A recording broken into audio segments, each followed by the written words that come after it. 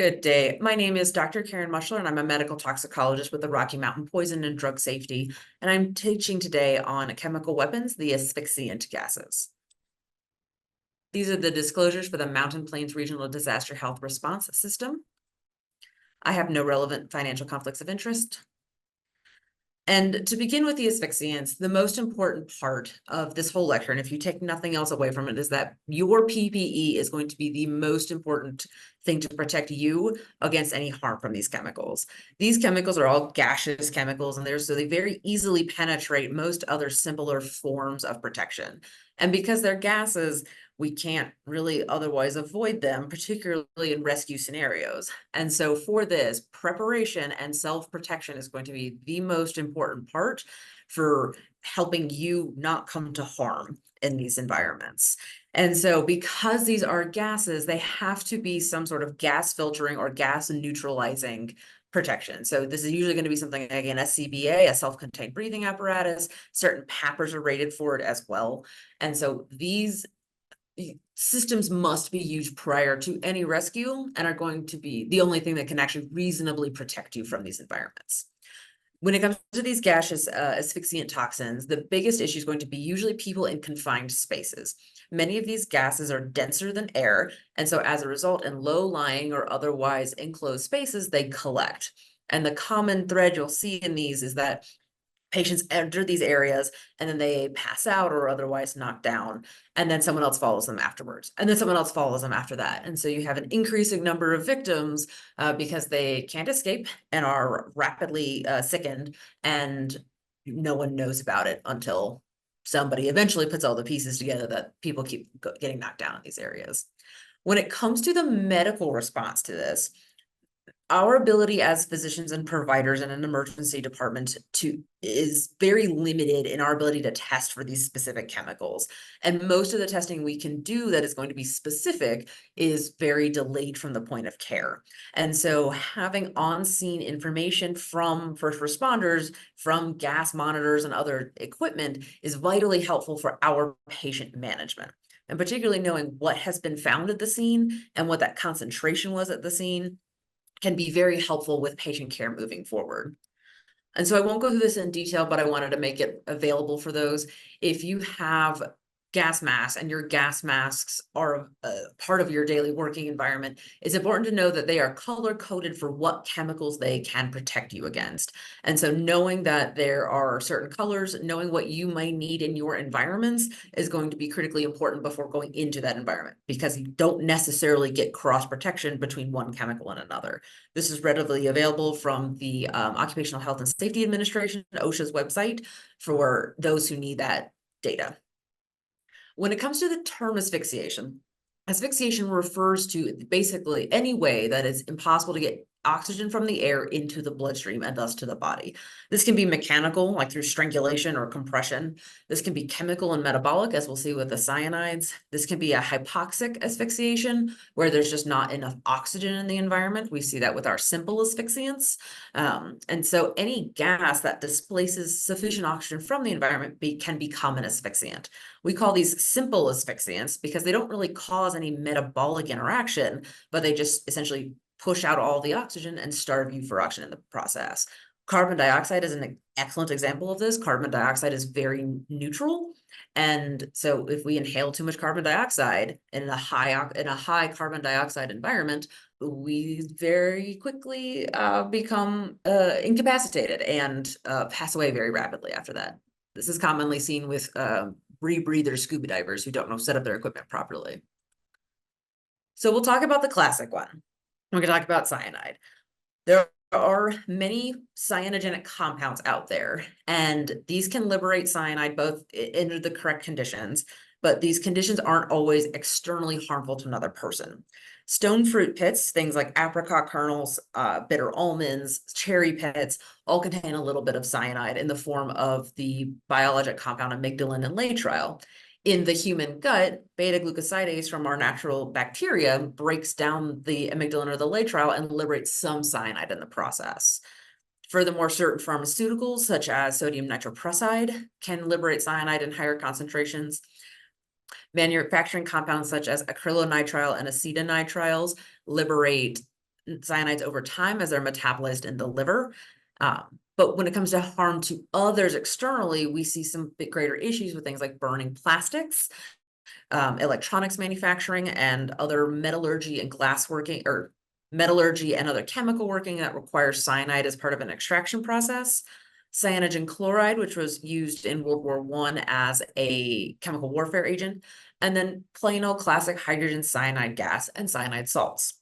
These are what we think of when people are talking about a cyanide gas is hydrogen cyanide. Hydrogen cyanide is lighter than air, which means that it is lesser of a risk in an open air environment, but it is still exceptionally toxic.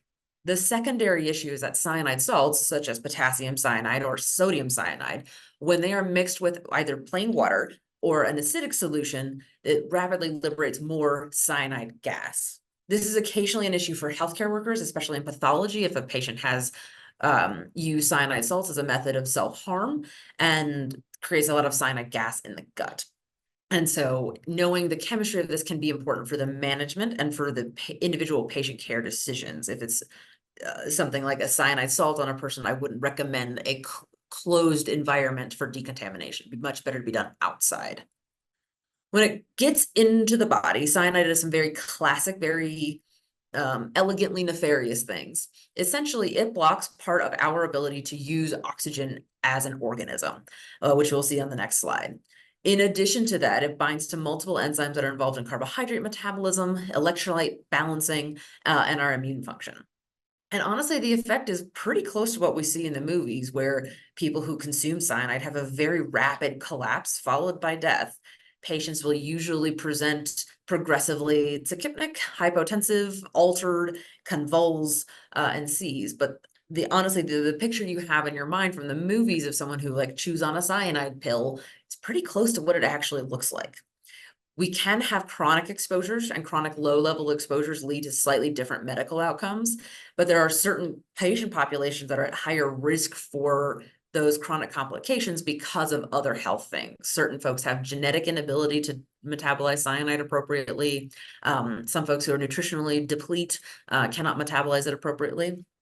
But as I referred to in that first bit, this is an image of the electron transport chain, which is a vital part of oxygen use and metabolism and energy generation in the human body. And cyanide blocks at that complex 4 there. So by blocking that, we can't essentially use the oxygen that we take in, leading to a very rapid cellular hypoxia.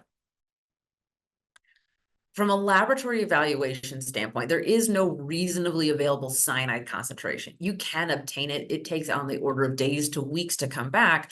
So for an acutely ill patient, that's not helpful. What can be helpful is the history of a patient who has a rapid collapse, i.e. they walked into an environment and then suddenly collapsed, were tachypnic, tachycardic, hypotensive, look very unwell very quickly, and their labs come back with an extremely elevated lactate concentration, usually greater than 8 millimoles per liter.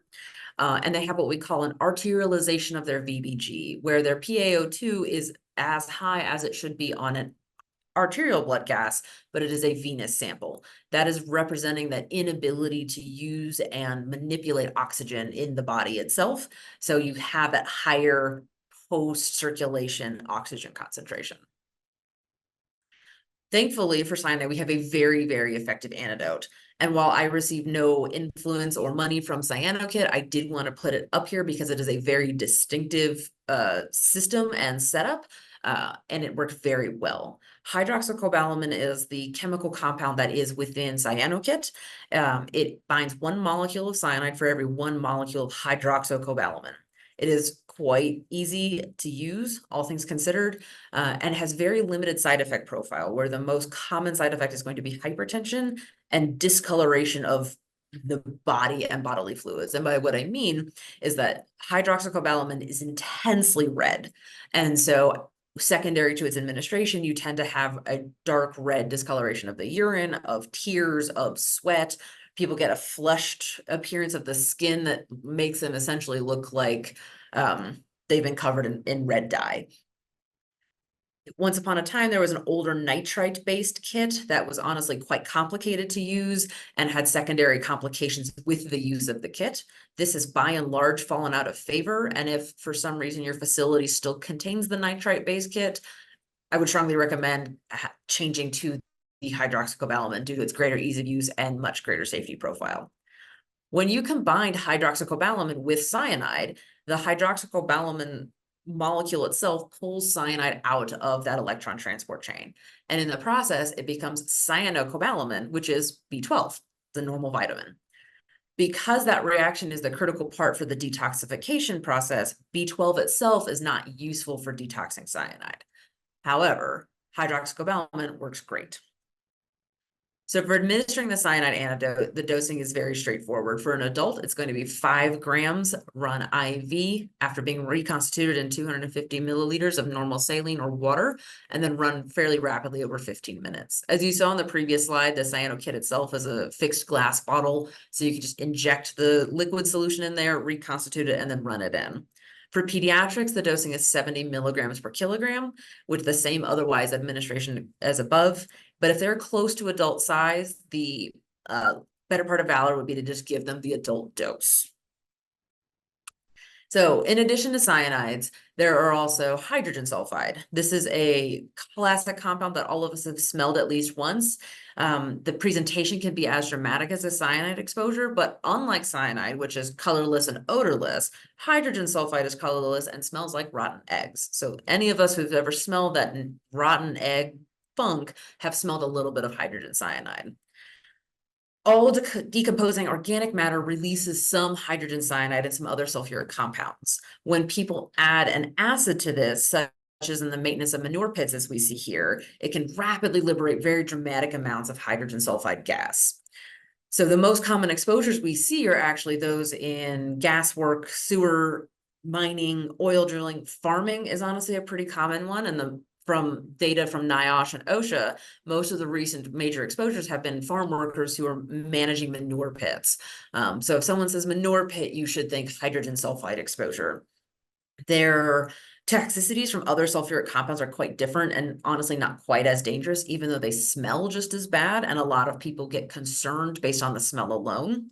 But the smell is actually a great mimic for humans. We have a very, very sensitive detection for hydrogen sulfide gas itself, very low at about 0.3 parts per million, but at about 100 parts per million, we are no longer able to detect it. We actually get paralysis of the olfactory nerve in the presence of hydrogen sulfide. And so you were unable to detect the smell and thus at higher risk for actually more negative outcomes from it. So that really high concentration of hydrogen cyanide is uniquely able to cause what we call a knockdown, where patients essentially enter a space and immediately collapse and are unconscious. We don't fully understand the why this happens in the presence of hydrogen cyanide. It's not explained just by gas concentration or toxicity or other effects, but it's very classically seen with it. As a result, to the actual chemistry of hydrogen cyanide itself, it will discolor certain metals, particularly silver compounds, turn black in the presence of hydrogen sulfide. And otherwise, this gas, unlike cyanide, is much denser than air. So it will collect in those low-lying spaces, which you can imagine based on the people at risk are all in low-lying enclosed spaces and mining and oil drilling and manure pits and things like that. What we understand from hydrogen sulfide toxicity is the following, is that essentially it will bind to oxygen sensitive areas very similarly, and in fact identically to cyanide, and cause that rapid cellular hypoxia leading to a knockdown. Unlike cyanide though, these patients are better almost immediately if you remove them from that environment and get them into fresh air. So as hydrogen sulfide is essentially you're either fine or you have already died. We don't fully understand why there isn't a range, why there isn't a middle ground essentially between these two, but generally speaking, you're either fine or dead. In addition to that, a little bit of hydrogen sulfide will cause a very noxious mucous membrane irritation. Anyone who's been exposed to a lot of rotting organic matter and has smelled that sulfide funk has experienced that little bit of irritation, and higher concentrations can cause caustic injury and burn to the mucous membranes. Similarly, those higher concentrations can lead to ARDS, so lung injury needing prolonged ventilation. And we suspect there's sort of long-term neuropsychiatric effects that haven't been fully evaluated to date. People who have worked in mining and farming have had experience with that sort of knockdown before, get rescued from those areas and return mostly to baseline. But there's some data to suggest that not everybody comes back to their original baseline, but we don't fully understand who or when or what or why those things happen. So just as a reminder that hydrogen sulfide binds at that same site, at that cytochrome C, which is the fourth complex there on this electron transport chain. Exact same site, but it has very different chemistry. Treatment for hydrogen sulfide exposures is fairly straightforward. If they're still alive, you protect yourself and extricate them to fresh air.